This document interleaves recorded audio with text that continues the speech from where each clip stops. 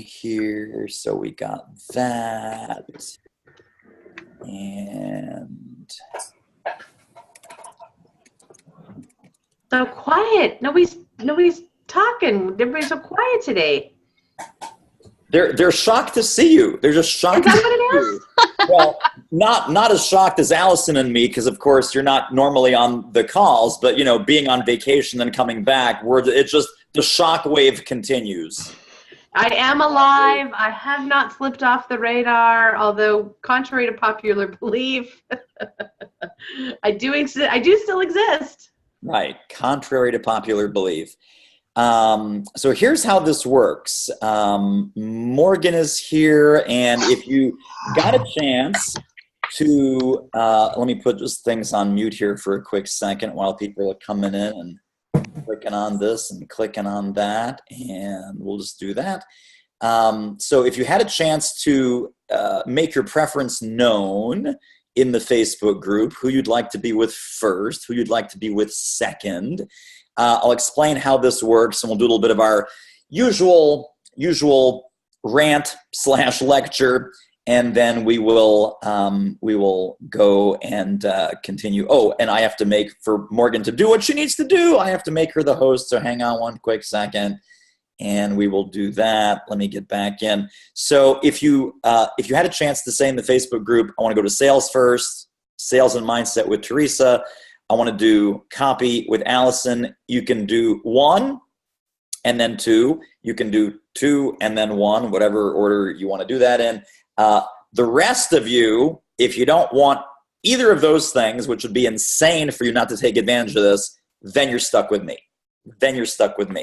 And I'll talk about the sequence and how all of that works in a second. I'm just going to go in here and let Morgan do her thing. So make host. There you are. So now Morgan's the host, and I'm just a nobody. I'm just a nobody who's talking at you. So what I recommend, what I really, really, really recommend, this is bonus time with Allison. This is bonus time with Teresa, above and beyond your access to them in the regular course of the program. So if you want an extra boost on your messaging, on your copy, on your documents, you absolutely want to spend time with Allison. You can go to Allison's room for the first half of our time, and I'll just be talking for another 10 or 15 minutes here while Morgan gets all of this situated here. If you have not yet made a preference in the Facebook group, please put in the chat window right now who you'd like to go with first, who you'd like to go with second. So whatever your priority is, and you'll get a chance for both. So the way this could go is the first half of your time is with Allison. Second half of your time is with Teresa. And you get bonus time, great. You could flip it around. First half of your time is in Teresa's breakout room doing sales and mindset and all of those great things. You have to come back into the main room. Morgan will then move you into the other room. So if you were with Allison, you have to come back to the main room, go to Teresa. If you were with Teresa, come back to the main room, you get in with Allison. You can also do mix and match. You can do just Allison and then come back to the main room with me. If you want to talk about strategy, marketing, questions, anything that I can help you with. Same thing, of course, on the other side, you can do Teresa, come back to the main room. If there's no urgent copy issues that you have, then again, you pull the short straw and you get me. You pull the short straw and you get me. Okay. Morgan, do you have everything that you need to get folks assigned, or do we still need some folks to pop in the chat window where they would like to go in what sequence? So if folks have not made a specific choice, Morgan says, yes, she's putting it together, which is totally fantastic. Okay, so let's just kind of we'll stay in the main room here until all the assignments have been assigned. Then we'll kind of pop in, and then when the breakout rooms are assigned, you'll be invited into that breakout room. So some of you guys will go with Allison, some of you guys will go with Teresa. The rest of all y'all will have to stick with me, and we'll do our usual process here in the main room. Okay. Well said. Lisette, we're talking about going to different rooms. We're just kind of getting everything in place so we can go to the different You'll get breakout the hang rooms. of it. It's easy. It's a piece of cake. Super easy. Yeah, super easy. Or while I'm talking, Teresa will just kind of give you a little quick message about what the heck is actually going on. All right. So let me close out of that. There we go. All right. So here's the story. Just did a webinar yesterday, and with all kinds of interesting questions and feedback and whatever. And this concept of showing up on a prospect's radar like a vendor came up. About, I'm just knocking on doors and I'm not getting any traction and I don't know what to do, and can you help me with that? And it's like, well, yeah, you and everybody else. So I think there is a huge disconnect, and this is what Allison's genius is about, and this is what Teresa's genius is about, is how do you immediately get yourself out of that vendor category, where you're not just some little peddler knocking on their door saying, can you bring me in to speak? Can I come and speak for your event? Can you please hire me as a speaker?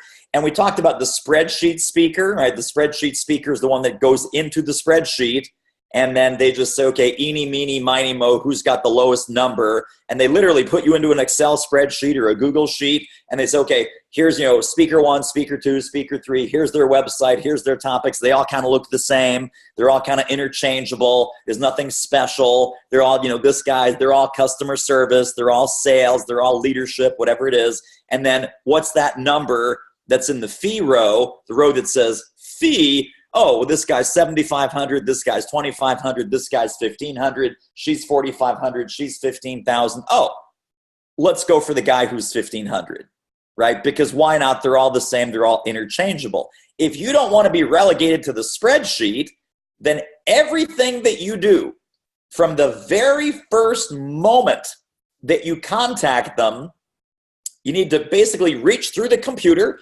grab them by the lapels, grab them by the shirt collar, and say, I get what you're up against, and I can help. And it's not about blah, blah, blah, blah, blah, same old lame-o speaker language. It's not about fitting in. It's not about blending in. It's not about, trying to play it safe. I hope they like me. I hope my topics have the right titles because, if they don't like my titles or my naming and my branding, then I'm screwed. Guys, it's not about you. It's not about you. It's not about your titles. It's not about your naming. It's not about your branding. Do all those things have to be good and sharp and clear? Yes. First contact on the radar screen needs to be relevance, value, outcome, and relationship. That you're not trying to sell them something. You're trying to help them. You're not pitching and peddling. You're asking and serving. So how do you do that? People say, well, should I send a whole bunch of PDFs and videos and one sheets, and should I attach this, that, and the other thing? And the answer is no. You should invite them to a conversation. In fact, anytime that your sales process gets stuck anywhere, and for those of you that are like, sales process, yeah, I should probably get one of those. You need to go in Teresa's breakout room today, and she will give you a sales process. But at any point during the sales process, when things get stalled, when things get slow, when you start getting weird answers or no answers, it's about, okay, what do I need to do to get back in touch with this person? How do I reconnect in a way that is high relevance, high value, high relationship, that will actually serve them and help them? Now, ideally, I'm going a little sales process rant here, because I've had just a couple of questions and a couple of Facebook Messenger exchanges with people. They say, well, I sent an email and they went dark. Or I say, I left a voicemail and I'm never getting a call back. So a couple problems with that. Number one, problem with your initial approach, problem with your messaging, problem with your value proposition maybe, problem with that vendor positioning, right? And then urgency is the other thing. So in the training, we talk about get it, need it, want it, plus a sense of urgency. If you're speaking consultant speak and jargon and nonsense, they don't even get what you're talking about. They're not even sure what problem you're solving. So there's the get it problem. I don't get it. I don't get what this is.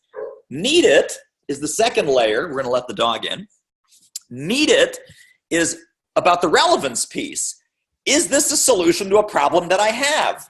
What you absolutely don't want to do is you don't want to be in a position to make 2 sales every time you want to get a check.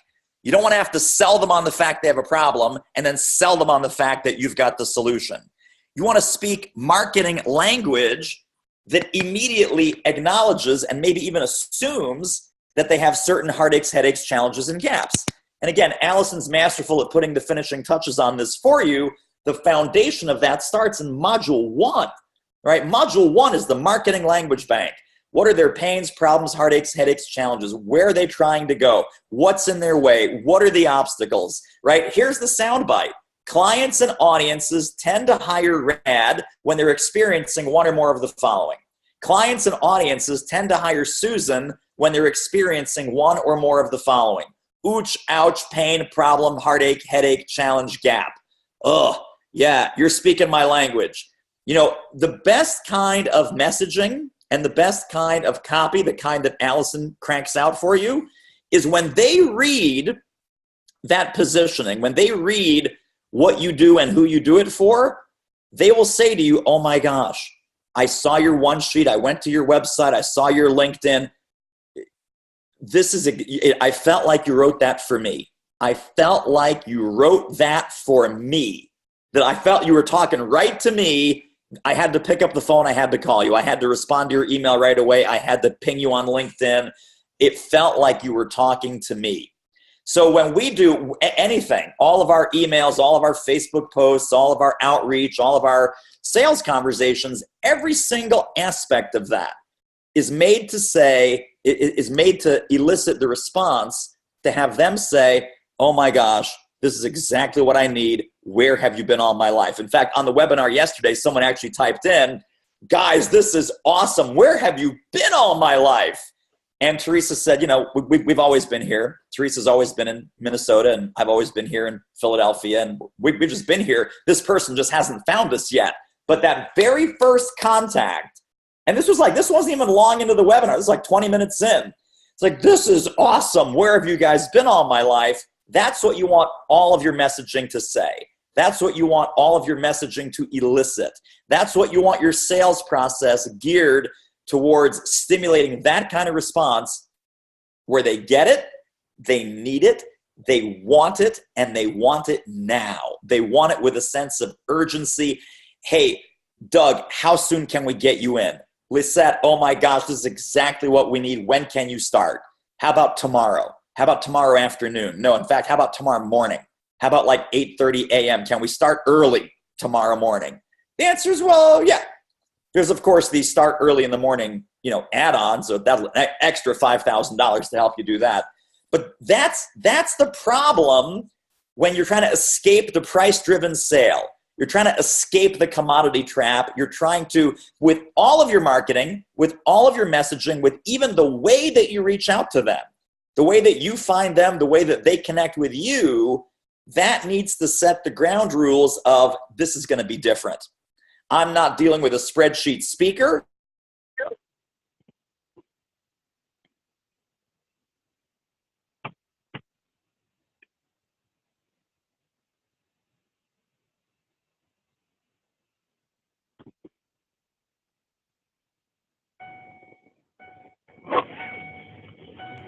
Can you hear me? I get to talk instead of David for once. Woohoo! I get a word in edgewise. I can say anything I want about David right now, and he can't even respond. Can I join? Can I join in with that? Allison can join too. This is awesome. Yeah. Oh, this is fun. Oh, I think we can take over, Teresa. He's still. I don't think he can hear us or anything. He's just over there still talking. David, can you log out and log back in?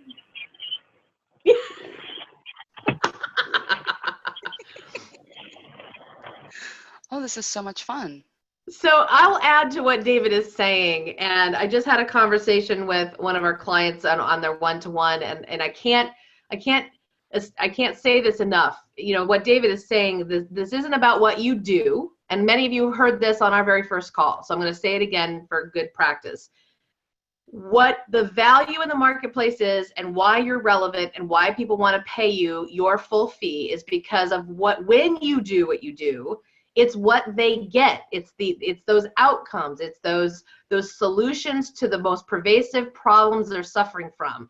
And all we're talking about when we have the sound bites, when we write our collateral, when we position our website, when we make those phone calls and we're having that discovery conversation, we're talking in terms that they use to describe their problem. So if you think about sitting around their boardroom table or their break room or their water cooler, what are they saying about the problems that are pissing them off? Like, what is it that they're, are they using terms like disengagement? Maybe, but maybe they're just saying, Joe's a lazy, and you know what? And if you are a solution to Joe being a lazy, you might want to consider how to craft that into your messaging. So again, the speaker sheet is a reference point. The 8 reasons are compelling reasons based on their problems.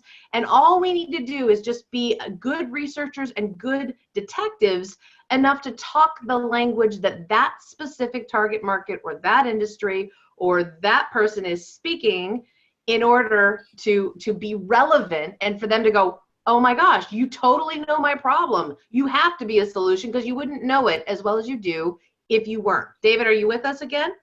I am. Did you guys not hear any of that? Did you hear some of it or none of it? As soon as we started pointing to our ears, you were done. And then Allison and I took over. That's too bad because that was really good shit. Oh well. So we're ready for breakout rooms. I will be doing interpretive dance and pantomime during my sessions. So at this point, you're probably better off going with Allison and going with Teresa unless you like a puppet show of some kind. Whatever. Yeah. All right, I'm ready. Let's go to our rooms. Yeah, that was definitely weird. I'm happy to recap that for anyone who might have just a little ounce of curiosity, and that's fine. All right. This is fantastic. It's just me and Morgan and Neil, who's on mute and blurry. Kind of looks like a green blob. This is fantastic. Small group. Yeah, totally small group. And Neil may be boogieing out of here too soon. I can even just pause the recording here or no, I can't pause the recording. I'm not the host anymore. That's the problem. I wonder what happened there. So Morgan, do you know, like when I made you the host, is that when my audio cut out? No, I think it was after that at some point. So you know what happened? I'm just, maybe it was when I left the dog out and my finger slipped or something, but yeah. I went from computer audio to phone. And of course, when you click on the button that says phone, unless you dial in, you go mute. So it's not good. Yeah, I'm kind of worried after it happened yesterday. I'm wondering. And that was a different platform. That wasn't even Zoom. That was GoToWebinar. Yeah. Wow. Yeah, I know. I'm hoping it's not permanent. It's just, I think it's some kind of strange message or curse. Like, okay, you've done enough talking. Stop talking. You've used up your weekly allocation of words. Oh my goodness. Yeah, at least Teresa and Allison are here to talk though. And I think Teresa's volume actually went out yesterday too at one point. Wow. Yeah, I remember there was one point when you said something to her and she didn't respond. Her volume actually went out. I think she had to get on the phone. Right. Strange. Yeah. So Neil, is there anything we can help you with, or you're just kind of hanging out here? I'm not sure if you're even at your computer because all I see is this kind of blurry. Yeah, I've unmuted myself. Can you hear me now? Yeah, sure. Go ahead. Hi, welcome to the party. Well, it's quite a party today. This is it. If I cut out, you won't be able to see my sign language because my camera's busted. Ah, okay. No worries. So hopefully I get that fixed for the next time we're on. Yeah, that'd be great. I'm working my way through the modules. And what I've done is I've kind of reinvented myself. So what I'm having trouble with now, and Teresa was great help yesterday in helping me focus because as I said to her, you kind of sit here at the buffet of life, and you've got all these talents, all these stories, all these opportunities. Right. And by the time you pick one, the food's gone bad because it took you too long to pick it, right? So here I am trying to focus. So I'm really, I guess the way I want to treat this is I'm a new speaker starting out, because the space that I've been working in has been small business, and small business is small dollars or no dollars.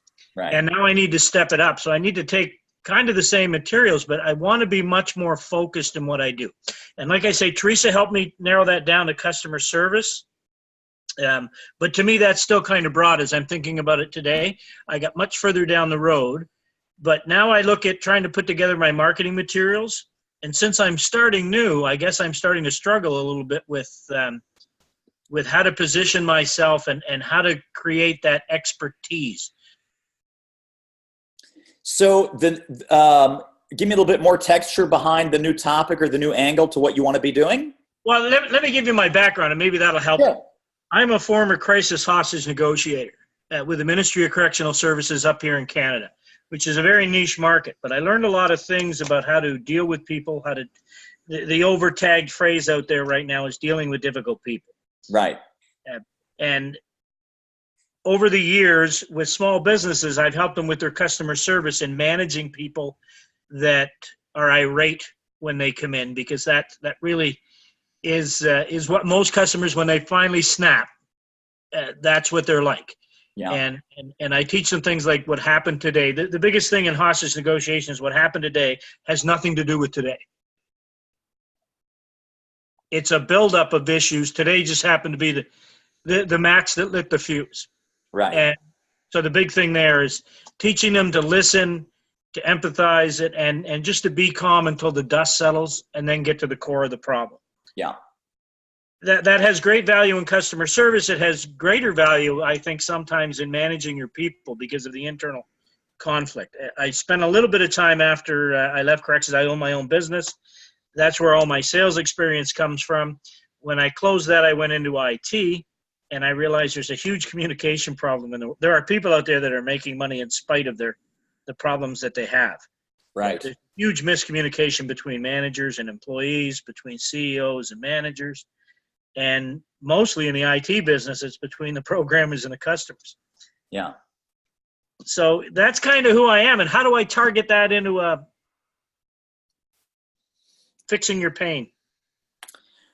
Well, so foundationally, I think there's some decisions to be made about, which of those directions you want to take it in, which kind of people you want to spend most of your time with as far as the relationships you want to build, the audiences that you want to be in front of, the kind of, speaking and training time that you want to spend in front of people, or coaching or consulting or whatever else, you'd like to do with them. Are you leaning one way or the other as far as a target market or a target demographic that you resonate with or that resonates with you? No, that's my biggest problem, is finding the target market. When I talk to the people that I've spoken to in the past, the bigger organizations, which were charitable organizations, and even the small business communities that hired me, their big thing was I'm funny, I'm entertaining, I'm engaging. I do tell the stories from the jail about inmates who taught me more about dealing with people than anybody else, and they're funny. Right. And then there's always a point and a message to it. Yeah. Following through your first module, when I reached out to those people that, why did you hire me? And how do you see me as a performer, as a teacher?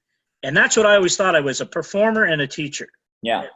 And two of them sent me nice little notes that said, you're missing the mark. You're a catalyst for change. You don't see the look in people's eyes when you tell your stories. It's like, this is the same information I get from everybody else, but the way it's delivered today, there's an aha moment.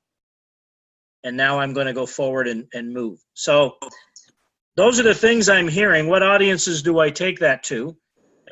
It can go across pretty much any industry, because there's people in every industry that are having problems dealing with each other, dealing with their employees. Yeah, presenteeism and absenteeism is run amok, particularly in North America. Yeah. So it's not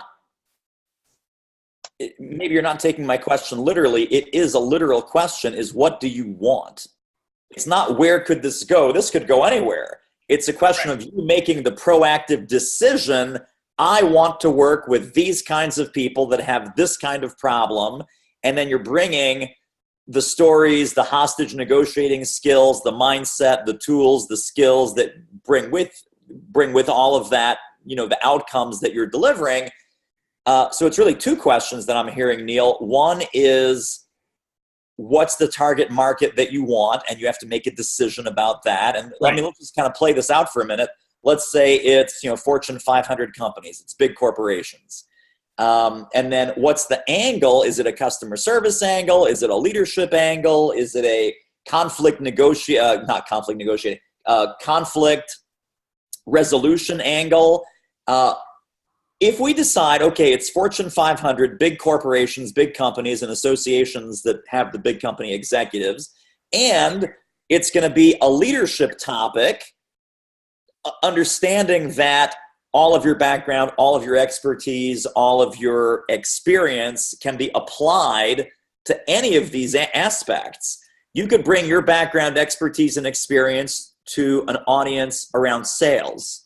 You can bring your expertise and experience applied, right, with the hostage negotiating, etc., towards leadership. You could bring it towards customer service if you want to bring it to customer service. So the question is, okay, I've got these multiple paths in front of me. Which combination do I want? Which audience and which problem? Now, I'm not saying that Fortune 500, because we can have the same argument with medium-sized businesses and customer service, right? We can have the same argument with small business and sales, because all of it is about understanding people, understanding psychology, understanding stimulus and response, understanding about how to get what you want from people who might not necessarily be on your side when you start the conversation. So looking at it from a big macro level, your expertise is your expertise. When I say let's apply it to leadership, I'm not saying, oh, Neil becomes a leadership speaker and now you're like, I don't know anything about leadership. You're not a leadership speaker. You're a speaker and an expert in your core content, but the application of it is going to be in a leadership context. Same thing if we decide to go customer service or sales. I'm not making you a customer service expert. I'm saying let's take all of your expertise, knowledge, background, and experience and apply it in the context and the framework of a customer service application of it.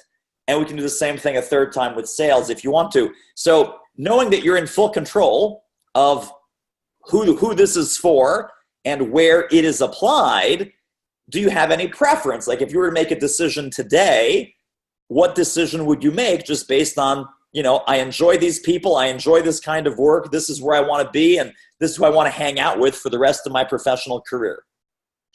Okay, then I think with Teresa and I, we're probably going down the right path. As customer service with organizations that are their particular products and items that they sell need a certain level of expertise.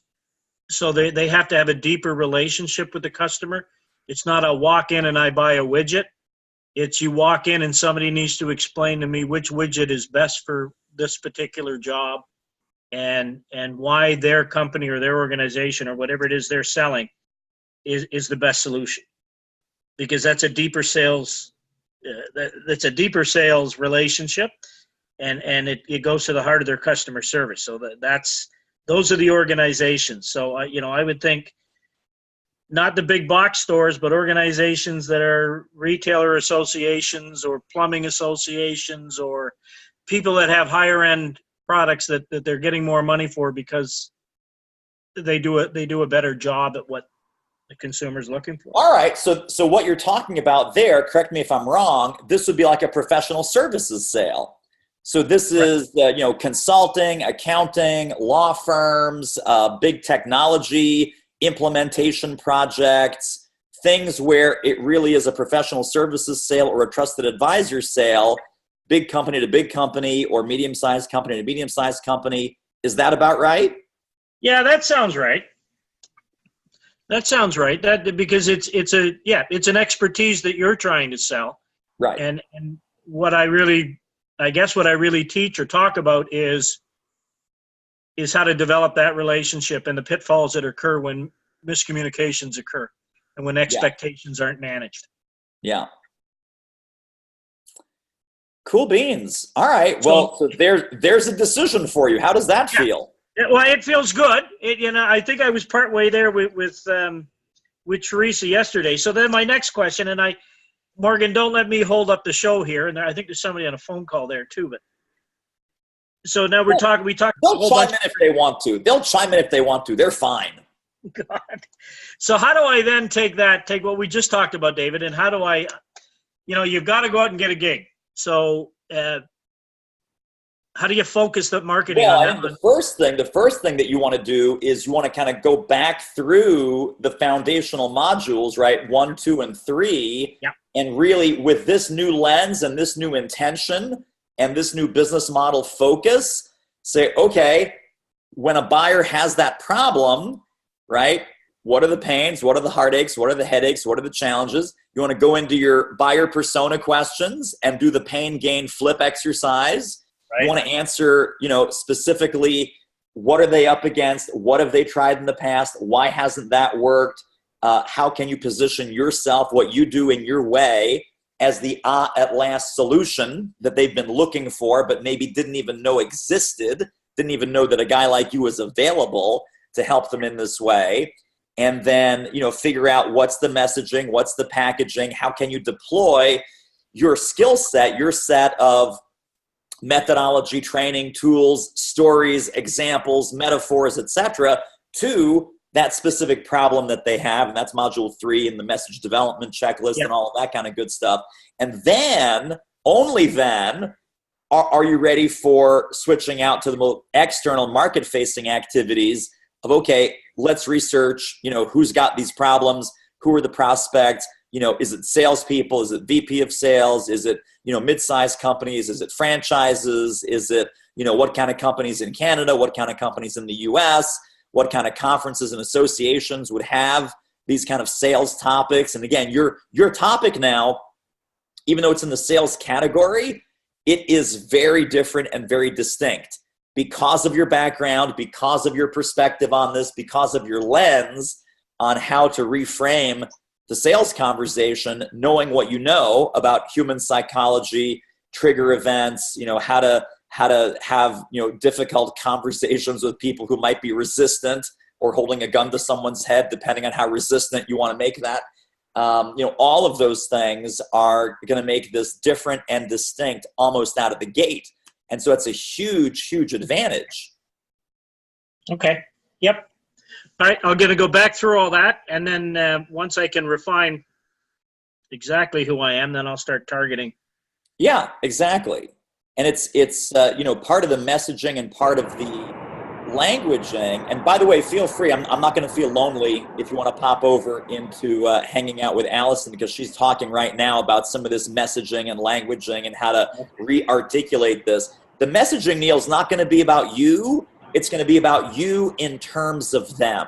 It's going to be you in terms of the client-centric, audience-centric value that because of who you are and because of your expertise, because of your methodology, training, and tools, you're going to help them become more effective at selling, more effective at overcoming objections, less resistant at every step and stage of the sales process, right? Gain commitment, gain buy-in faster and easier with every single prospect. And here's a piece of language for you that sometimes we use, but it's about helping people make a buying decision from initial contact all the way through signed contract. Initial contact on the front end, signed contract on the back end, and how to overcome resistance and to gain buy-in and to use these psychological insights that you have throughout the sales process and the sales conversations, even things like what to say, what not to say, what sequence and syntax you should be bringing various topics and issues up, right? How to do those micro commitments and those baby steps. Yeah. It's not like put the gun down and release the hostages. You don't say that. That's not the first thing out of your mouth. No, put the gun down and release the hostages, right? It's a dance. It's a dance. it's a dance until your thoughts become their thoughts, and they accept ownership of that concept, and then they buy into it, and next thing you know, it's so simple where they look at you and say, okay, I'm done. That's it. That's it. Absolutely right. So if you want to pop over either with Teresa or with Alice, I mean, I'll be here. I'm happy to hang out with you and talk even more. I don't want you to feel that I'll let somebody else. I'll let somebody else jump in. How do I pop over to the next meet to Allison? So we asked Morgan to pop you into Allison's breakout room, and she says, I will move you. So I'll see you when you come back. Okay, thank you, David. You bet. And Hi, David. Who's our mystery caller on the phone? It's Nicole. Hey, Nicole. Good to hear you. Yeah, I'm taking another class, so I leave the class early. I get on the phone for the next 45 minutes, and then I'll jump on the computer. Okay, great. Okay. Well, catch me up. And I wasn't sure how to unmute myself. So it's just you and me right now. Is there anything I can help you with? Oh, yay, yay, yay, yay. Okay. Amazing. So I have been really thinking about your comments to my documents and how I need to come up with an umbrella. And I think, I know that when I get the wording down, it's just going to be like, that's it. I wish I had thought about it like 2 weeks ago. That's right. But this whole thing about stress, occupational health, impacting economic health of organizations, I thought about this Tuesday night while I was in Bible study, and I was paying attention, by the way. So my bishop is talking about culture. That's our theme for this year. And I thought about, okay, how does health and wellness fit into a corporation's culture? So I got online and I plugged that in. What is a business culture? I'm printing out these things and I'm finding articles about health and wellness, and a component of an organizational culture has to do with them addressing stress. And I'm like, okay, I feel like I'm getting bits and pieces of what I need to be saying, but I don't have the words in the right order so that it's accurately reflected in my documents, so that it's coming across in my conversations. But I think I'm headed the right direction.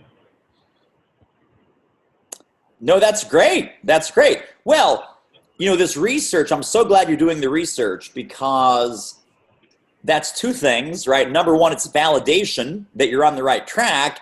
And number two, the way that they talk about it can very well inform the way that you talk about it. So if there's research out there, if there's research about, the way that health and wellness impacts culture, positively and negatively, so what does an absence of a health and wellness culture do to a company or a company's bottom line? Have you come across anything there where it's kind of like that pain gain flip that we talk about in the training, that if that's not there, what tends to happen to those companies? What tends to happen to those employees? Well, some of the research is saying that, in terms of health and wellness programs and how it impacts their, what they're paying for insurance and stuff like that, that's going to take a little more time. I'm not finding hard and fast facts on that. There have been a couple of studies that say, yes, over time, we have seen an improvement and that they're able to reduce costs. I guess what's been interesting is I'm just trying to, at this point, get my two required documents together, the one sheet and the reasons to hire, but I'm actually finding information that will help me with my 4 arrows when I get to that, because all of these documents reference the EAP program. Okay. You know what I'm talking about? Sure. The Employee Assistance Program. Sure. And I shared with you last year that I'm actually a contracted trainer And so I've been doing these EAP programs. And what I find is a problem is that they're cookie cutter, they're mass produced, and it doesn't really reflect what's going on in for their particular problems and their issues because they're mass created. Right. So when I get ready to do that piece, that's going to be my differentiating point. And actually, you know, I'm still doing that from time to time as long as it's something stress related, because that information becomes a part of my knowledge bank. Yeah. They've done research for me.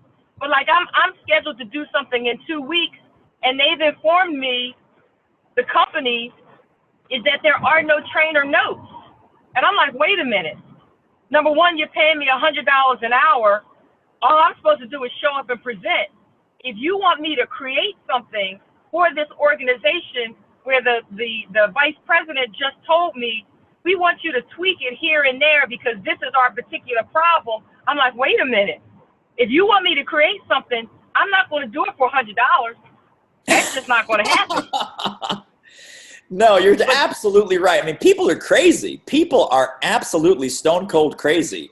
So yeah, I mean, that's like a non-starter. That's nuts. And again, I'm just doing it at this point because I need the business to really fly financially. But in the meantime, I can say that I presented for JP Morgan Chase and Bank of America, and that they're requesting me back. And again, the information becomes a part of my knowledge bank. But I just don't know. And because I don't have any programs that I've done already, I've got to get this language together so that I create a program to put on my one sheet. You know, are you following me? Yes, sure. So I don't know how to weave together this component of a corporation's climate and culture, and how stress management will help not only your employees, it'll help your team so that it alleviates tension. And we're not talking around things, or people are hesitant to approach their boss because they're being micromanaged and things like that, and how it's backfiring in so many cases. Yeah, so here are some words and phrases that I might use. And again, don't worry about the 4 arrows. The 4 arrows thing is totally optional. It's really just about the 2 documents. It's about the one sheet, and it's about the reasons to hire. This conversation that we're having now is more about when you've got a buyer on the line, when you're reaching out on LinkedIn, when you're sending an email, when you're doing the interview strategy. What I would say is, pick 2 or 3 or 4 areas that the company's already concerned about, and you tie that right to the health and wellness and the stress that you're talking about. So for example, let's say a company wants innovation. They want to have a culture of innovation. Well, how innovative and how creative are you going to be if you are stressed out, maxed out, burned out, you're at the end of your rope, you're not sleeping well, you're not eating well, you're overweight, you're a fat smoker? Right? Now, that's an extreme example, right? Do you think that might, if you don't have the core health and wellness culture, do you think that might make a company less capable in the area of innovation? Answer is yes. Okay. Right? Common sense. The answer is yes. Let's look at another one. Collaboration. Right? You want teamwork. You want harmony. You want to get rid of, the silos and the turf wars and the politics and the BS. Well, okay. So if people are, again, stressed, unhealthy, taking some sick days, maybe a little bit depressed, not happy about their work, not optimistic about the future, do you think they're going to be more collaborative or less collaborative? And again, the common sense answer is, oh yeah, that would suck. That's definitely hurting our collaboration.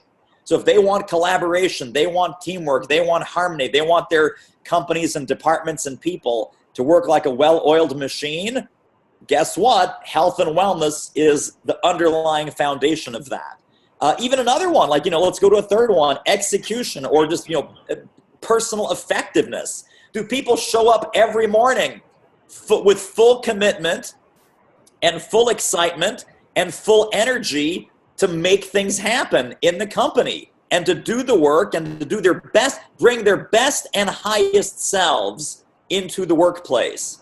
Well, again, if I'm stressed out, if I'm concerned, I'm worried, I'm nervous, I'm anxious, I'm not healthy, I'm sick more often than I should be, I'm missing some work days, I'm not going to be executing in my job. I'm not going to be effective. I'm not going to bring my highest and best self to the workplace. I'm going to suck.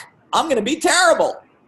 So pick your poison: innovation, collaboration, execution, personal effectiveness, morale, positivity, can-do attitude, culture of excellence, whatever their words are. I'm not going to put words in their mouth, but whatever their words are, there is a way to tie what you do to what they want. And the problem that you solve will get them the outcome that they desire. And the closer you can tie that, and the more frequently and effectively you have that in your messaging, they go, oh my God, this is what we're looking for. We've sent people to other team building trainings. Yeah, well, that didn't work. We sent people out for, innovation training, and they come back and they're still stressed and worried and defensive and cover your ass and whatever else they're doing, right? Well, you know why? Because they're stressed out, maxed out, burned out. They're not healthy. They're not taking care of themselves. Self-care has left the building. Self-care has left the building. Yet you're looking for innovation. You're looking for execution. You're looking to people to bring their highest and best selves. Well, you got a bunch of fat smokers who are paranoid and defensive. Okay, that's not going to work. So what's a better, smarter plan is what's at the root cause of all of this? Lack of self-care, lack of wellness, lack of health, lack of taking care of their most important asset, which is their mind and their body. Where's their mindset? Where's their health? Are they taking care of themselves?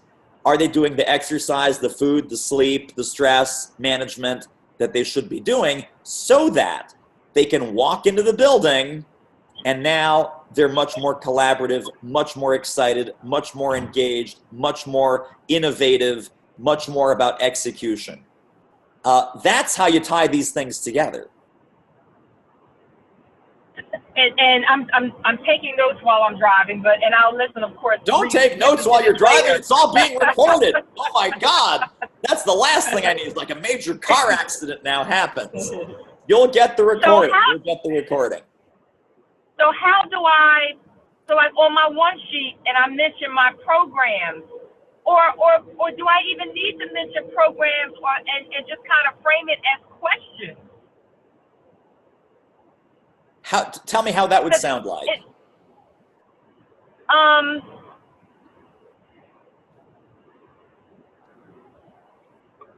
What would that sound like? When you say frame it as questions.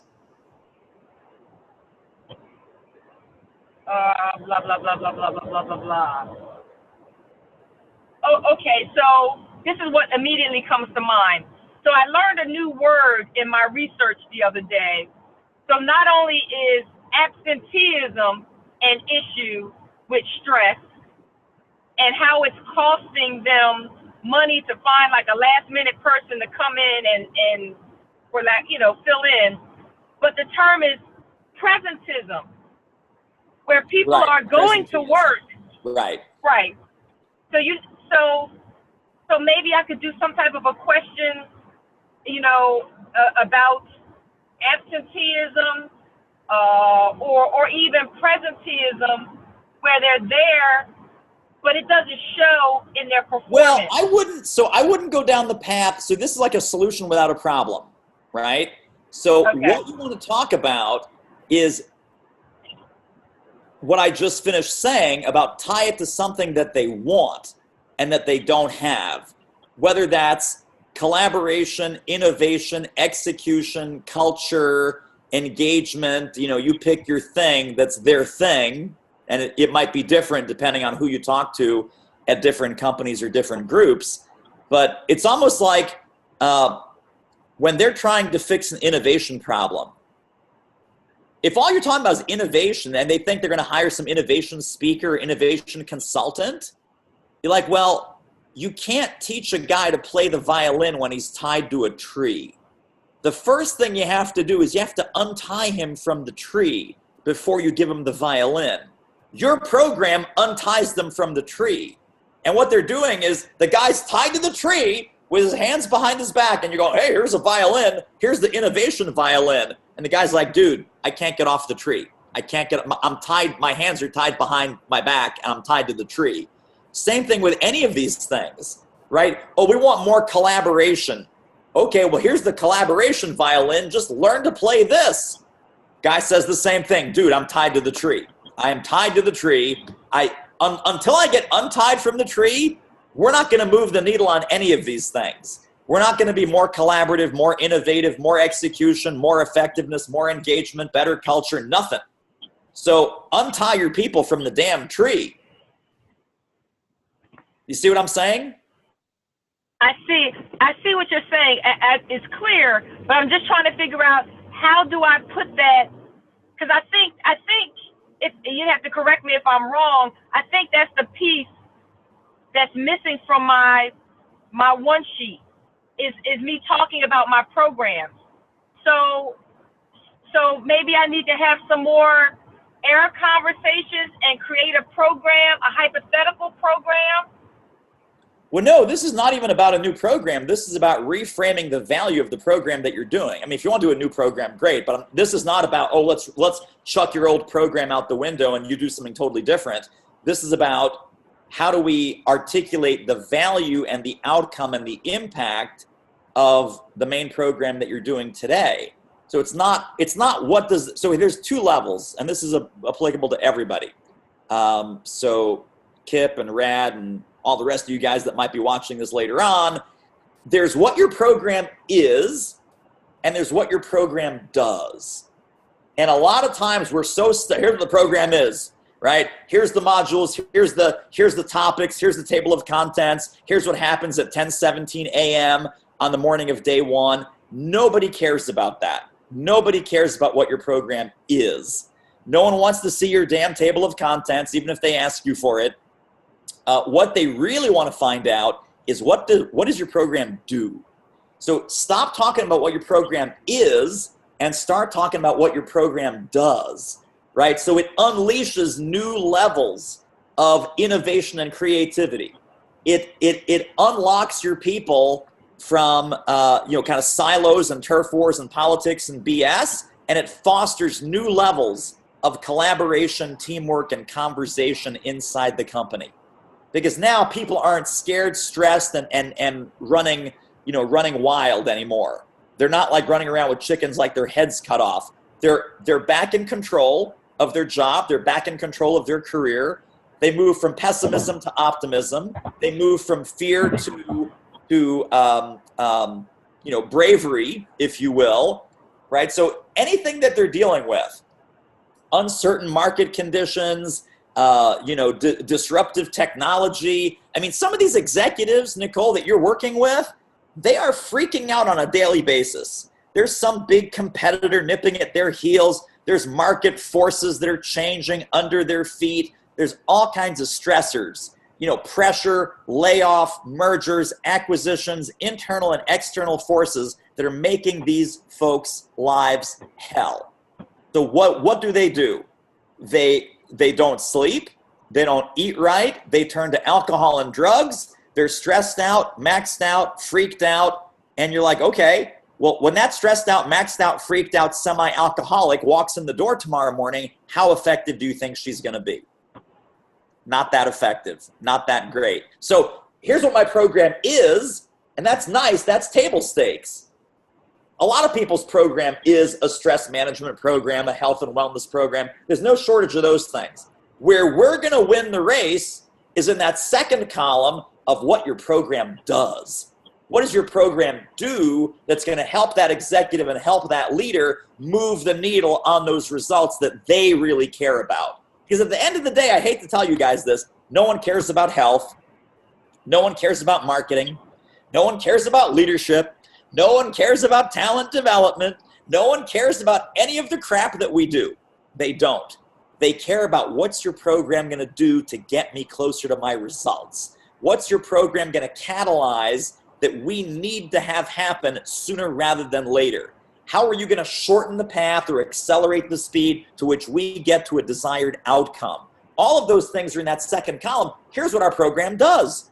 If you're wrestling with 1, 2, 3, 4, and 5, ooch, ouch, pain, problem, heartache, hassle, terrible. Oh, God, yeah. We have a lot of that. That's terrible. That's awful. That sucks. I hate that. Okay, now how about if we convert that to outcome, impact, achievement, accomplishment, solution, problem that is never going to rear its ugly head again? How does that feel? Oh, my God, that would be great. You know, how soon would you like to have that new transformation happen? As soon as possible. Yesterday. Yet last week would be even better than yesterday. So that's that second column of here's what the program does. And it even starts with like that simple construct that I said. My phone was probably on mute or my audio was screwy. When I said clients and audiences tend to hire Nicole when they're experiencing one or more of the following. Boom, boom, boom, boom, boom. After Nicole's program, most companies and most executives experience increase this, so all the bad things go down, all the good things go up. We're going to skyrocket, boost, increase, enhance, create. That's on the good side. On the bad side, we're going to reduce, slash, eliminate, cut, right? All the bad things go down. We're going to cut down on absenteeism. We're going to eliminate presenteeism. We're going to slash, morale problems. We are going to dramatically reduce silos, turf wars, politics, and BS. All of these things, when people are happy, healthy, focused, and optimistic, and maybe that's a little soundbite for you. People are happy, healthy, focused, and optimistic about the future. There is nothing that your company cannot do. Nothing your company cannot do. They don't give a shit if that's drinking Kool-Aid or if that's dancing the hula in the parking lot or it's put on a giant 6-foot-long sombrero and, start making nachos in the microwave. Whatever it takes to get to that outcome, they're like, Nicole, sign me up. Pass the sombrero. That's where we're going. That's what we want. How about that? How about that? How about that? Totally changed your world right there. Yeah. Okay. Okay, that was very, very helpful. Yeah. Okay. I'll be back at the drawing board as soon as I get in the house. So. Perfect. Well, and what I would do once you're back in front of your computer is take what we just talked about. Morgan can pop you into Allison's breakout room for the second half here, which starts in about 7 minutes or so. Even if you're there after 7 minutes, she can still pop you into Allison's breakout room and play with some of that messaging and language. Okay. Okay, great. Thank you. You're welcome. So Kip and Rad and Kip, welcome to the coffee hour here. I don't have any coffee anymore because I drank it, but we've got, pink juice hour. So how can I help you guys? I'm getting ready to launch my web page. I've got just got my stuff back from Allison as far as the one sheet and the Why Hire. So that's most of the web page. I think I'm going to build up my bio a little bit. I talked to Allison about it a little in the previous hour. Just any insights on bio? I know we've talked about it a little in the, there's so many ways you could go. You can go first person talking to you. You want to tie in the, you want to establish your expertise, right? You want to tie in, just like you were just covering, their problems and how your expertise leads to the results in their problem. You don't want to go on too long about yourself. So any discussion on that would be really helpful. I just popped it into the chat window. It's the how to write your kick-ass bio, 12 tips, and a blow-by-blow example. Have you seen that one before? Yeah, I've read it like 3 times. That's the format, right? So unlike most leadership speakers, so it starts out right away with that separating and distinction part, right? Okay. And also making yourself a peer instead of a peddler or a vendor. So just like you, Rad believes that it's like, oh, I didn't believe that, but if I was smarter, I guess I would believe that, right? Yeah. And so that, and it doesn't even have to be that long. I mean, that guy's bio is gigantic. You could take the same principles and make a very nice, like 3/4 of a page bio, and even summarize it, maybe even a shorter version than that. But the 12 principles and the 12 takeaways, the 12 kind of almost checklist items, that should be in your bio. Starting with a question was one of them in there, I think. Yeah. All of those played around with some about, of that. The separation, the distinction. What did I put all in here? There was specifically naming so make clients. it you in terms of them, right? You in terms of them. Yeah. Label yourself, engaging questions, make it very, very clear how you're different. Drop in a couple little philosophy sound bites that are, again, meant to be proprietary and meant to be separating you from the crowd. Put in that overlap about, Rad brings the best of topic area 1 plus topic area 2 plus topic area 3. So have that unique combination of background and experience and expertise. Make what you do sound well, and this is true, but in the bio, make it clear that you work with winning companies and smart leaders and the top tier. This isn't for broke-ass losers. This isn't for tire kickers. This isn't for schmucks. Feel free to name drop, right? One of the things we talk about in the training is have the right names to drop and the right stories to tell. Include your indisputable points of proof, things that behaviorally or factually you can point to. So when I say David Newman's done over 600 programs since 1992 and counts 44 of the Fortune 500 among his clients and audiences, people go, ooh, 600 programs. Ooh, 1992. Ooh, 44 of the Fortune 500. You know what I did one day? I sat down, I went through my clients and audiences. And when I say audiences, that means these guys might have come to a public workshop. They might have come to a public workshop. They might have come to a public webinar. But if it says, at Wells Fargo, I wouldn't use Wells Fargo because they're all scumbags, but at Wells Fargo, I'd say I had a guy from Wells Fargo in my program, right? I wasn't hired privately by Wells Fargo because that would be a client, but a guy from Wells Fargo was in my audience. So when I say his clients and audiences include 44 of the Fortune 500, all you need is one guy. You need one woman, one man to come to you from IBM. And Rad's clients and audiences include IBM and That's legit. I have the enrollment form. I have the email. The guy's on my list. I can show you where this guy was on one of my webinars or one of my live programs that I did years ago. So, some of this stuff is easy. It's like low-hanging fruit. And we're just either shy about claiming it or we don't think it's a big deal. And so we don't put it in the bio. I would not be shy about claiming it. And believe me, any deal is a big deal. If you have some names to drop or stories to tell, it should be in the bio. Okay, that makes a lot of sense. I do that with being an international speaker. I've spoke at conferences that were international conferences in the U.S. Sure, so people came from around the world to join the conference, and I was clients and audiences from around the globe. Clients and audiences from around the globe. I had a guy in Mexico in a program once. Yes, they were legit. Like no, totally. Well, just like the guy from IBM is legit. Yeah, it's legit. Clients and audiences include how big of an audience? It was one guy. He was in my audience.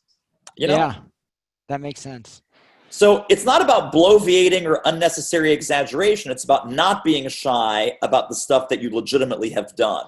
A lot of people don't give themselves enough credit and I can't really say that, or that's not really relevant. You can say it. It is relevant. And if you got it, you got to flaunt it. Yeah. Okay. Because trust me, this is like the job market, right? This is like the job market with resumes. People go, I don't know. I'm not sure if I should fudge my resume. Well, yeah, you and 99% of the other people are fudging the resume. So if you're a decent person at all and you want to compete with the fudgers and the fraudsters, you at least have to play the game to the extent where you're going to, not bend the truth or lie, but you're going to max out every possible asset that you have to its best possible advantage. I agree. One trick, if you ever work with resume people, I had a lot of seasonal jobs for wildlife. So and some of them were 2-day volunteer experiences doing whatever. So I put those by the season, winter of blah, blah. Yeah, there you go. a Wolverine tracker. It was 2 days. It was 2 days in November. Yeah, it works. That's funny. No, totally. It's about framing, right? Framing. And, what I tell people is, listen, tell the truth where you can and lie where you have to. That's it. I mean, and again, it's rare that we have to lie. We almost never have to lie. But, take a little bit more liberty. People like us, right, the real top quality folks that are very expert and very seasoned, we're the ones that have the imposter syndrome. The problem with the imposter syndrome is all the people that really deserve to have it never have it. They always think they're God's gift to whatever. They lie out their ass. They're just totally bloviating, making stuff up, going crazy. It's the highly competent, highly conscientious people that go, I'm not good enough. I'm not smart enough. I can't possibly say that. I can't possibly make that claim. That's not really 100% true. Yeah. If there's idiots out there that are eating your lunch, we got to fix that. So don't let the idiots eat your lunch. That's my new book. It's good stuff. Don't let the idiots eat your lunch. That'd be a good book. I know, right? It's like, it's time for the good, conscientious, hardworking people to kind of get up there and start kicking some ass. Yeah, I like it. Cool. Thank you. Oh, you're welcome. Absolutely. I know we're doing our changeover here, so people are kind of coming back in here to the main room. If you want to stick around, great. If you want to go to the other breakout room from where you just came from, feel free to do that. Kip, is there anything I can help you with right now? I'm just happy to be back among the living after some serious medical stuff, so happy to be here. Yes, welcome back. Welcome back. Wow, that sounds like it was highly unpleasant. Yes, very much.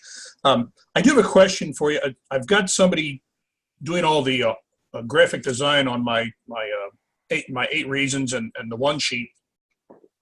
But looking at all the ones that I've seen either from here or some of the online sources, they all look alike. Design-wise? Yeah, some of the one sheets look awfully cluttered to me, but they all kind of look like the same thing. So what does that say? Does everybody have this? All the convention planners or meeting planners get flooded with basically the same thing over and over again with different names on the top? Well, what do you mean about they look the same? Because when you say the content needs to be the same, right? So the standard building blocks of a one sheet are always going to be the standard building blocks of a one sheet, unless you're using some kind of template or going to like some designer in Pakistan or something that's giving you a cookie cutter design that you've got there in the modules. Maybe the template I'm using is like the ones that you have in the module. Yeah, sure. But I mean, all that's saying is your pictures in the upper left, there's a positioning statement, there's your program titles here, there's some testimonials here, there's your contact information down here. And it's up to your graphic designer to make that look good. That's like saying everyone's resume looks the same. Everyone's resume does look the same because it's a standard format. But when I get these back, I hope here in the next few days, I'll invite you to take a look at them if you can do that. Sure. But I mean, there's definitely, and again, maybe I'm misunderstanding your concept here. When I walk into any restaurant in the world, the menus look the same. The menus are all, sure, of course. The menus are all the same. Different typography, different colors, different font. It's the food, ... and the price. It's okay, that's a menu. I got it. Right. Now, each of those restaurants is a very different dining experience, but the menu format is the same. Are you saying something different than that, or maybe not? Just some of them looked awfully cluttered, and I want to make it. Yeah, well, cluttered is different than same. So if people are hiring bad graphic designers, all the bad graphic designs come back looking cluttered and goofy and bad colors and bad fonts and strange margins and no white space. I'll see. I should have something back, I hope, in a day or two, and I'll see what it looks like. Yeah. Now, remember, the other thing that people might be making the mistake of, which I hope is not happening, is they're looking at my documents, which are in Microsoft Word, and they're saying to their designer, make it look like this. That is not a designed document in my case, right? That's just my example was to give you the language, not to give you any kind of design instruction. Right. My current material looks nothing like that. because I wasn't giving you a design template. I was giving you a content template. Right. Okay. So your design should look like your website. Your website should look like your business card. You have to have an integrated sort of look and feel. Copying someone else's design would not be serving anybody. The website will be either revised or replaced. Right now, it's going to be just a landing page for some period of time until we get that piece done. That sounds good. Same person working all that stuff, so it should all kind of look the same. Cool. Excellent. And just like I said to Rad, Kip, if you want to pop into the other breakout room, I will not be offended. If you want to hang out here, that's cool too. How do I do that? Yeah. And then Bob, how are you, my friend? What's cooking? How can I help you? No, good. I just, more of this is just to say thank you, because I think this is my last class. So I appreciate. This is your big graduation? I think so. I think this is the last one. Wow. Okay. So, well, give me a snapshot. Give me kind of a before and after. How are things going, and what's next, and what's your next couple of steps here as you get into implementation mode? yeah. Well, so I mean, before was all over the place. Not really sure how. I mean, I was booking gigs, but not having that consistency of language and really more so not having the confidence to go out more and do things. So in fact, I just spoke yesterday to a graduate of the program, Kathy Perry. Yeah. Yeah, and Kathy's doing some really good things, and so her and I are kind of on the same path. She's a couple months ahead of me, but by going through the program, and I'm still not done with it. Like I think we talked prior to our NSA Pittsburgh call, I'm still going. I've gone through the program, now I'm going through it again and trying to get more fine tune and stuff. But but now what I have is I have the confidence to go out using the right language, having the information, and now having that mindset of really trying to pursue this on a much more confident level than I had before. So making some contacts, booking some gigs, and working healthcare, and really looking at that whole investment type of not just becoming that speaker, that one and done, but how, and just by like the modules that I'm putting together, it's just a whole mindset shift, like you had mentioned. And people have told me that they can hear it in my voice on how different I am. So yeah, I have a lot of work to do yet.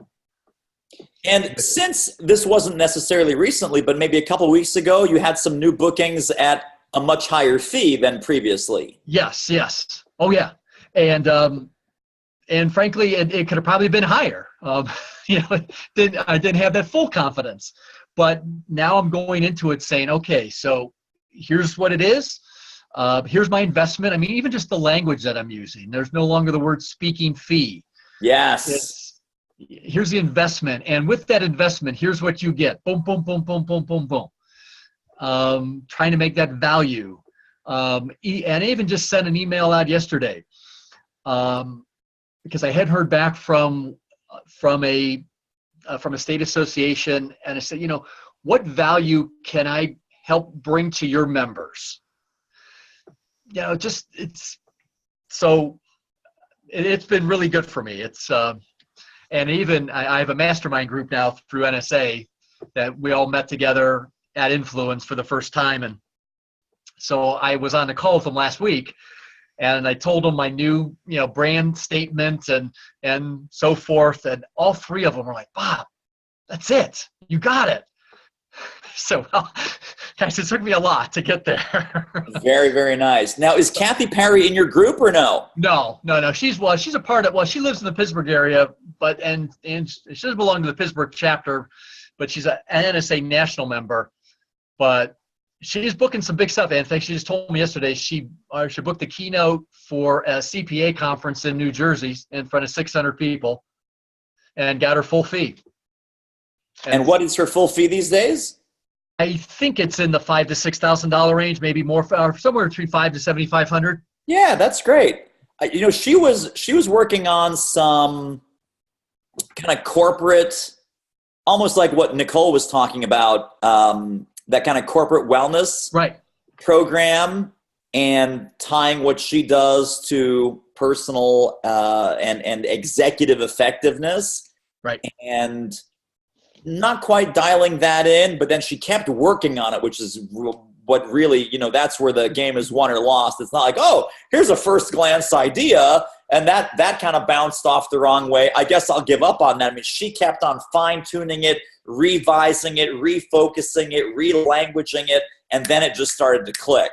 And I'm really happy that she stuck with that, because that's what she loves to do, and that's where her genius is. Well, and it's kind of the same thing what I'm doing is, so I've been talking to people, having these dare conversations, and really focusing on this customer experience, but tying it in with the power of hospitality. And everybody that I've talked to, it's like, yes, that, Bob, I haven't heard that before. That makes perfect sense. And now the whole black tie thing, which you beat me up on, rightly so, now is making more sense, because now they're tying it in, pun intended or no pun intended. Right. They're tying it in with what I'm speaking about. Now it's making sense. Before it wasn't making sense. Right. Now, and so I have that confidence, and if I just booked a closing keynote for a state association, and it's going to be on the power of hospitality to create the black tie experience. I'm taking my 3 topics of customer service, leadership, and business behavior, and it's all tied into one, but it's all related to how you can become better with this. Right. And I solve this. So I have found my voice, I guess, is what I'm saying. Yeah, no, that's really fantastic. Well, and we're going to invite you into the SPF Momentum group. Good. So keep tabs on you and keep, lighting a fire under your chair here a little bit, and make sure that things keep on rolling in a good direction like they are. Well, and I know I have my follow-up with Allison is Tuesday. Good. So she has both of my materials, and looking forward to seeing what she has, and I'm ready to go. Okay. That is fantastic. Thank you. Good work. Thank you. Well done. Susan, do you want to hang out here? Do you want to switch rooms and go back to the other person that you have not spent time with yet? Or can I help you with something here first? Well, I basically just did a rehearsal of my verbal business card with Teresa. So my next big thing, David, is tackling my website, because my website has been in limbo for a long, long time. And it's just a matter of reactivating it and writing the copy for it. So maybe should I go into Allison for that? You should. So Morgan will pop you over there. Okay, great. Thank you. Absolutely. And Bob, who were you just with? You were with? Well, I was with Allison, but I'm hoping I can just switch over to Teresa. Morgan said she was going to resend the link, but so Morgan has a little bit of traffic navigation to do. So you guys should have the invitation, and I'll see you back here towards the end. Okay. All right. So when you've been invited, just click on that invitation, and you'll be sucked into the appropriate room. Yeah. I don't have it yet, but. Susan, do you have yours on your screen?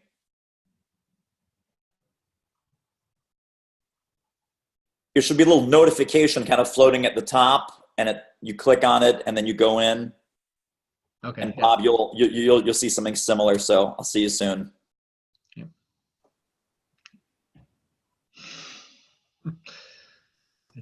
I don't see it yet. So you need to accept. Is it a little blue button that takes you into the breakout room? I can't see it on mine either.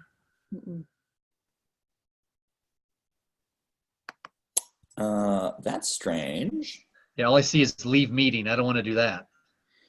Okay. Morgan, go ahead and invite me into one of the breakout rooms. I'm not going to accept it, but we'll just see if it's working here on my end.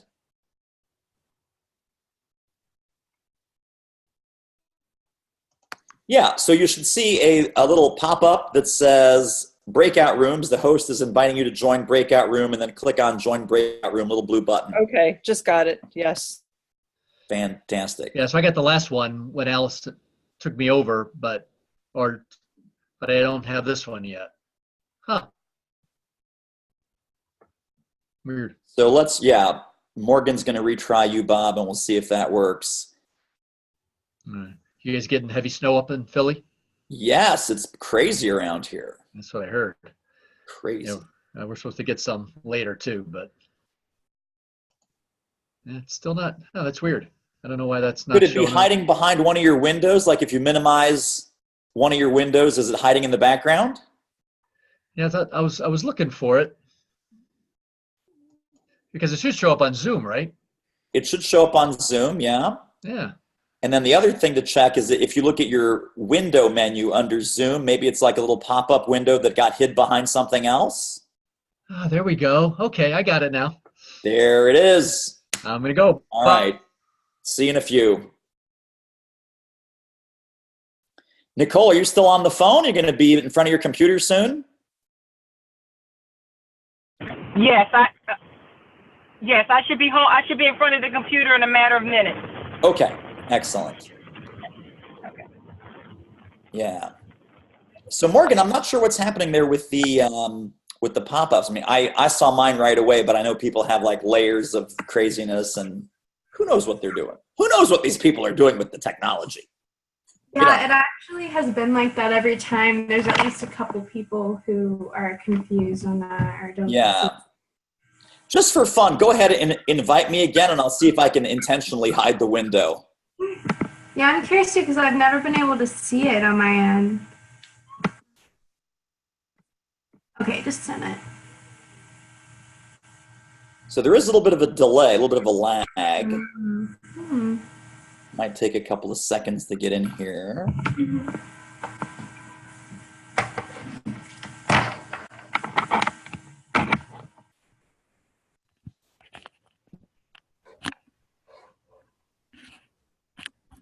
And yeah, it doesn't like let me resend it unless I have to switch them to the other room and then re-invite them. So now this time mine didn't show up. Isn't that funny? That is weird. I wonder if it's because I said, go ahead. So that time you had been invited to Teresa's room, but I just then had to switch you over to invite to Allison's room. So I'm wondering if it's because you didn't accept the first invite. I just clicked on later. Because it either says join breakout room or later, which means like, no thanks. I'm staying right here. Let me try switching you back over to the other one again and see if it does anything. You're going to invite me to the other one? Yeah, now you're invited from Teresa to Allison to Teresa. Yeah, no pop-up. That is strange. We'll have to do a little testing on that one day when we have some free time. Ha ha ha. Yeah. When we have free time. Do you have the breakout room icon at the bottom? Because I never get pop-ups to change rooms. But I've been going into the breakout room, and I hassled Morgan about this the other time because I was expecting. Oh, yeah. No, you're right. So that little icon with the 4 squares, it says join breakout room. When I click on that, then it pops up. Yep, I just discovered that this call, but I didn't know that last time. And I was like, Morgan, can you send it? Can you send it? She's like, I've invited you. And I was like, what? So, join breakout room. Okay. Thank you for that clarification. I was like, what the hell's going on? I know, and I never knew how to help people because I've never seen it myself. And I'm like, shoot, so many people are confused. What do I do? Yeah, you got to click that little icon. Cool. Yeah, see you awesome. guys somewhere. Yeah, I'll put that in my notes so I remember next time. Yeah, and we can even do a little, Teresa loves doing the screenshots and the arrows and all that crazy stuff so we can make clearer instructions for next time. Mm-hmm. That's cool. I did leave that comment just that there was there's a learning curve to learning how to use the program, and I'm not sure how long you've been at. The content is super awesome. All the people helping, super awesome. But just learning, it's taken me a couple of weeks to kind of learn how to use the tools of the program. Just as far as Zoom and getting into Kajabi or what? Yeah, Zoom and some of the downloads and even sort of when to use my coaching calls and things like that. If I think it'd be worth the time to sort of get an outline, like an index when people join the program, send them like a 2-page PDF, like user manual. it might save you guys a lot of hand holding. Well, it's so funny that you say that, Rad, because Sam is working on this as we speak, and it's actually a couple of different things that would help folks throughout. One is that kind of welcome orientation document, and the other one is the FAQ document. Not that you don't have any of this information available to you because you have it all available to you, but it's like, okay, what's in the Facebook group? And what questions have been answered maybe several times in the Facebook group, and then someone goes, well, how does this work? And then if we just had like a link, here's where this is answered in Facebook. Here's where this is answered in the modules. Here's a good discussion of this from 3 weeks ago or 6 months ago or whatever. So kind of like a quick reference guide. Yeah, for sure. That all the questions that people have, because they are similar, the questions aren't the same necessarily, but that's a great idea, and we are working on that. If there's anything that you need, please let us know. Let Morgan know. Let Sam know. Let me know. And we'll make sure that you get it ASAP. Because two things. Number one, you'll get the info that you need faster and quicker. And then number two, that's the kind of thing that we're going to start to aggregate in these documents. And this might even be ready in like the next week or two. I mean, we've been working on this since, what, Morgan, January? When was our... Yeah, since right after our meeting in LA. Yeah. I actually just added more to it on Monday, and because you can add in timestamps. I was looking back at the Typeform questions, and some are so perfect for it. And you just like, okay, watch this video from this point to this point. Right, exactly. That's cool. Exactly. So Nicole, you're back at your computer, and you want to pop in to see Allison, correct? So let's get you in there. Morgan will pop open a little invitation. Thanks to Rad, we can now tell you that if you don't see the pop-up invitation, then look on your little toolbar. It says join breakout room, and then that's where the pop-up will come up if you don't see it right away. I'm going in too. See you guys. See how smooth that was? That was so smooth. All right.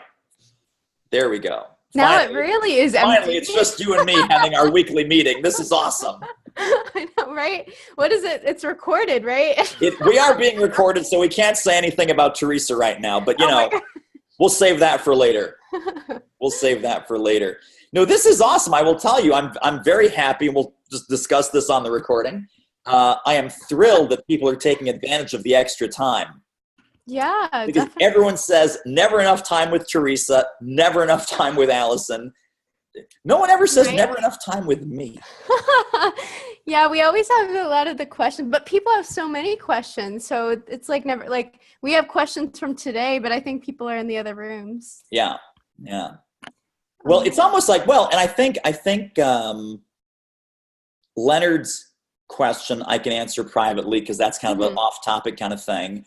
What were the other ones? Yeah, let me just copy and paste them. So it's looks like Doug and Lisette had questions. So let me just copy and paste. Sure.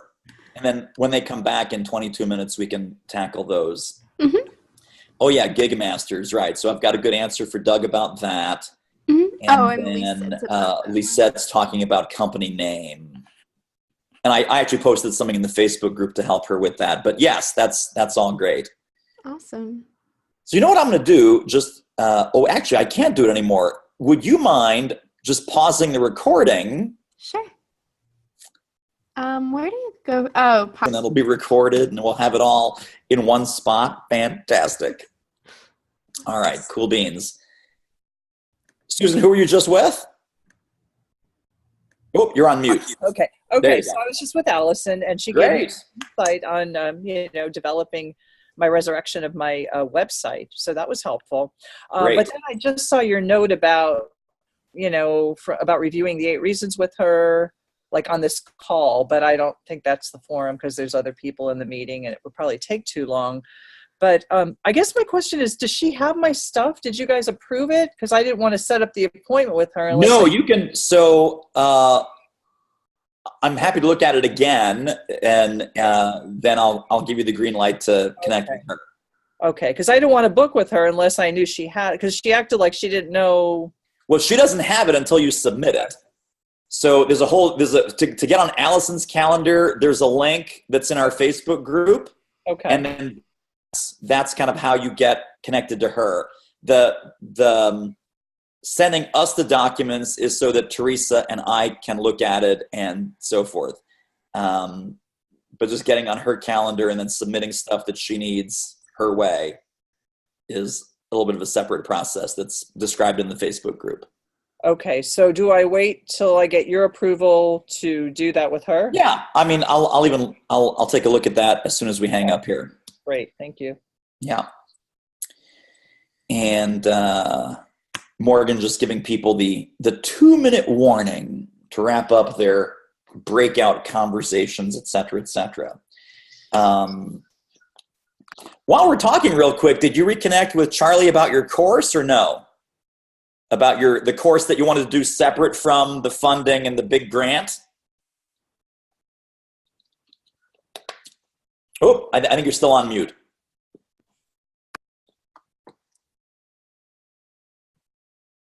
Hang on. We're still muted. Right. There we go. How's there that? You go. Yes. Yeah. No, I want to get going in this financial market first, because that was related to healthcare, that course that I was going to do with the grant. I gotcha. So I think I want to really, and I just had this discussion with Allison asking about, I've been speaking in healthcare for 35 years.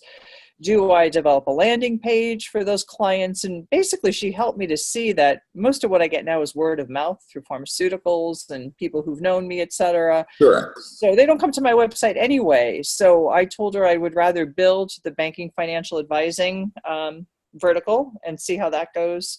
So, courses are all on the back burner till I get moving with that. Gotcha. Okay. Courses. So well, and here's another idea, by the way. As you're talking to the financial people, pretend there's a course for the financial people, and see if you can. Basically, they buy it so that you can build it. Okay. So in other words, you get people excited about what this course might do for them and for their advisors and for their client base and so forth. And they say, oh no, we would totally do that. And then they basically buy it to fund the course development. And then it's not even uniquely theirs. I mean, you can certainly say, okay, well, this is going to be available. We can have a branded portal for you. It can be it's like a licensing or a sponsored kind of thing. But the core content, you can just recycle, reuse, repurpose. And the mantra is never build anything once that you can't sell twice or 10 times or 100 times. But imagine if these financial advisory companies, they start saying, oh, yeah, we'd like to license this course for our entire customer base for the next year. Right. Okay, that's great. That's $500,000. I mean, literally, for me to build right? That's $500,000. Okay. And then who else wants the next one? That sounds wonderful. I need a little more time. I've only talked to one client, so I need to learn more about their pain points and kind of move through all the modules. But I think soon I will be there. Yeah, that's great. Okay, thank you. You're welcome. Build it before they buy it. Or I'm sorry, sell it. Sell it. It's the other way, right? Sell it before it exists. So in other words, the question that you're asking, not in these many words, is if I build it, would you buy it? And just pretend it's already built. And say, well, have you thought about something like this? Because I'm working with my clients now on this kind of thing. And this might help you really amplify and magnify that message that you want to get out there, that you are the good guys in this financial arena for the seniors and the folks that are dealing with these issues. So there you go. There you go. That's the magic.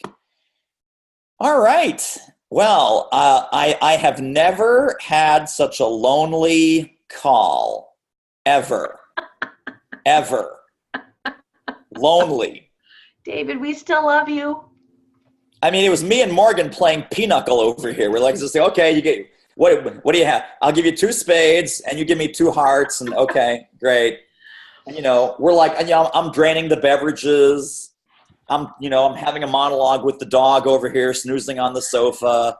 I got nothing. I'm like Santa Claus in July. Very popular at Christmas time. July, playing video games in the basement. That's it. All right. Well, so Well, clearly they're having a party over with Allison. The party's still happening over there? Apparently. Where'd everybody go? I mean, we came back. We saw the 2-minute warning. We're like, we better get back. I know.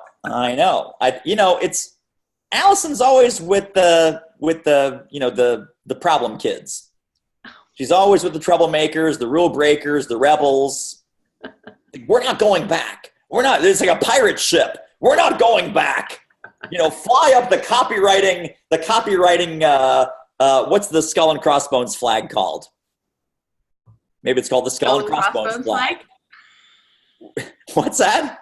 The skull and crossbones flag? I think it's the skull and crossbones flag that those pirate ships fly. Yes, correct.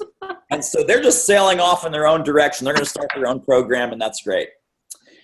All right. Morgan, you're on camera today. No, I felt like I just should be a face today. No longer the disembodied voice. Awesome. Funny. Totally awesome. All right, so we had a couple of questions. I just want to kind of knock these out while we're here. And so Leonard had a question about something that's sort of a little bit off topic about the Kajabi, the course sales. I'm happy to answer that privately. We'll kind of take that offline because not many people are doing that. And it's not really a speaking thing. It's a course sales thing, but I'm happy to help you with that. Doug's question is about gig masters. So I'm just not crazy about any of these. Yeah, exactly. Jack's going, no, stay away. Any of these like marketplaces, Gig Master, Speaker Hub, there's all kinds of crazy nonsense out there. Speaker Match is another one. If you're a rank beginner, like if you're just like, you're just fresh off the boat, you don't know anything, and your fee is super low and super cheap, then you can be in these marketplaces and maybe you can pick up some breadcrumbs here and there. Generally speaking, for the kind of level that we're all at, you do not want to touch that stuff with a 10-foot pole. It's very, very rare that they have anything that's at the $5,000 to $10,000 level. Speaker Match once in a blue moon has something like that, but then there's 80 people that apply for that. And so it just becomes a beauty contest, and it's another version of that spreadsheet speaker thing. I'm not sure if you heard any of my spreadsheet speaker rant, but it's when my microphone was off. So you probably didn't hear it. And for all of the people who heard my soapbox speech in any of those, what's missing, guys? What's the opportunity that's missed by answering an ad on Gig Masters? Starts with a D. Anybody want to? Yes, Susan, that's right. Your price. It's all about price. Who's the cheapest? Who can they get in the door? And you're never really going to impact their organization because you don't have an opportunity to ask questions before you're hired. Yeah. So it's again, even what Rad put here in the chat, $20,000 gig off Speaker Match. That's fantastic. That's 1 out of 100. That is 1 out of 100. So they're there, but it's a low probability approach. The guys at Speaker Match were actually blown away by that. They were like, that doesn't happen. So I know, right? Even the Speaker Match guys like Brian Kaplovitz, who's a buddy of mine, and I've done webinars for him, and I've done teleseminars for Brian, and it's great for beginners. It really is. But it's, if those guys are surprised themselves, there's your answer. Yeah. The thing, I guess I would just say, if anybody does use one of those websites, rather than chasing the ads on them, any contact I've gotten has been one that's reached out to me, and I've had several off of them. But then again, my brand is very unique. So if you are going to use one of those things, go way out on a limb would be my advice, and make yourself different. Yes. So that's just my 2 cents on that one. But that's a great tip. And that's actually a great tip for everything, right? About that distinction, about really becoming that category of one. Certainly when you're in that kind of environment, it becomes vital. Yeah. Vital. And Lisette, you've got a question about naming and branding. And so tell me about risk prevention and rescue, because that sounds like not a great name necessarily. What have you landed on as far as kind of the topic and the niche and the focus of what you want to do? That was 20 names ago. So that was 20 names ago already. So we're already way past that. So tell me where you are today. So basically, what I'm going for is HR, and their problem is compliance with, I initially was thinking harassment, sexual harassment, bullying, but I also want to incorporate disabilities, because there's a lot of disabilities that aren't on the checklist but still need to be accommodated or understood. Okay. So I didn't want to, had some violence prevention names. So I'm challenged with a name. I've got a list of like 30 of them, and I didn't know whether I needed to have consultant in there or no Right. consultant. Okay. So no consultant, no training. I'm just really trying to be creative, and I'm stuck. Well, and also remember, we've had this conversation with multiple people across multiple areas of expertise. What's really important, the only important thing, is what is the market-facing brand, right? What is the title of your program? What is it that you want to be known for? So, my market-facing brand is Do It Marketing. My legal company name is not Do It Marketing. It's a DBA, my bank account, my CPA. They don't care about what Do It Marketing is, right? Do It Marketing is a federally registered trademark, and it's my DBA, right? So it's my public-facing brand. My company name is some dumbass thing from like 15 years ago. Right. I never bothered to change it because who cares? Right. But so the book, the seminar, the program, all of that is your market-facing branding and titling and naming. So when you go through modules 2 and 3, and even starting in module 1 about the marketing language bank, what are some of those key words? What are the headlines and building blocks and phrases that came to you in the lens of this new expertise focus that you want to have? Because those could be the building blocks of those market-facing names and titles. Yeah. So have you done that work now with this new lens on it? Yeah, HR problems are quite boring. I mean, they're sort of like, I've read, 50 articles, and it talks about compliance and, liability, risk, and like risk management, not really. By the way, boring is fine. Okay. Everything that we talk about in that naming and branding chapter, it is much more important to be clear than to be clever. Okay. So Leonard, Car Biz Coaching. I know what that is. If I'm in the car business, I need Leonard to come in and help my dealers and help my dealership and help my sales guys. So, that's a genius name. No, it's clear. It says what it is. It is what it says. I'm not sitting there scratching my head going, Car Biz Coaching. I wonder what that is. I got it. Dementia Connection, Susan Scanlon, right? Oh yeah, that's not very clever. No, but it's $1 million brand because that's what she does. That's the problem that she solves. Boom, done. So even people in here, what I would encourage you to do if you want kind of a little brand audit is everyone just put your brand into the Facebook group and go, damn, that's pretty clear. Wow, that's pretty powerful. Gosh, Bob with Black Tie Customer Service. All right, black tie. Oh, okay. Well, what does that mean? I know it's customer service. Black tie, what does that mean? That means it's the hospitality, it's the importance of the guest, et cetera, et cetera. So there's a lot of great brands happening right here. None of them are particularly genius, innovative, oh, how clever, oh, how funny. It's clarity that's going to win the day. Clarity wins the day.